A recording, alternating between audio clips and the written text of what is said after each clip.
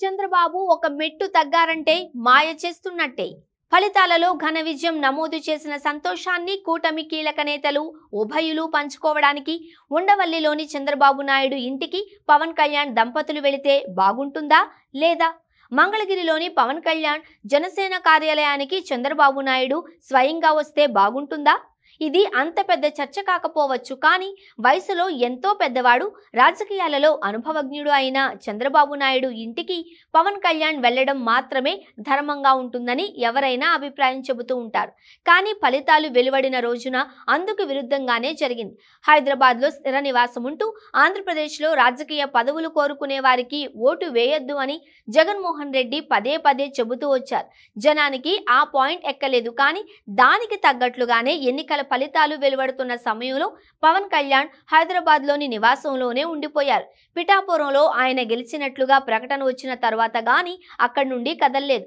భార్య అన్నా కొణిదెల మంగళహారతులు ఇవ్వగా ఆమెను కూడా వెంట పెట్టుకుని మంగళగిరి చేరుకున్నారు. తన పార్టీ కార్యకర్తలను ఉద్దేశించి చిన్న ప్రసంగం చేశారు.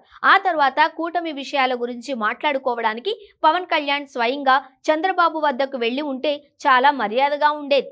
ఆయన ఆ పని చేయకుండా చంద్రబాబు నాయుడునే తన ఇంటికి పిలిపించుకున్నారు. ఈ పరిణామాలను గమనిస్తూ ఉంటే కూటమి ప్రభుత్వం రాబోయే 5 ఏళ్లలో ఎలా అడుగులు వేయబోతుంది అనే సంకేతాలు అందుతున్నాయని ప్రజలు అనుకుంటున్నారు.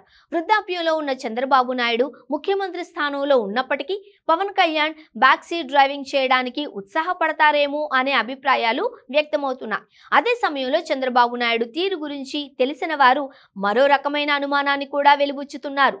చంద్రబాబు నాయుడు ఒక మెట్టు దిగొచ్చారు అంటే కనుక దాని అర్థం ఎక్కడో మాయ చేయడానికి ఆయన స్కెచ్ వేస్తున్నారు అనేవారు కూడా ఉన్నారు.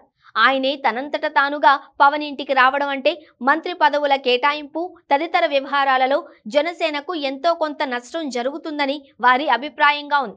మొత్తానికి పవన్ బీజేపీల అవసరం లేకుండా కూడా ప్రభుత్వాన్ని కొనసాగించగల స్థాయి మెజారిటీ సొంతంగా కలిగి ఉన్న చంద్రబాబు నాయుడు రాబోయే 5 ఏళ్ల పాటు ఎలాంటి వ్యూహాలతో ముందుకు సాగుతారో గమనించాలి.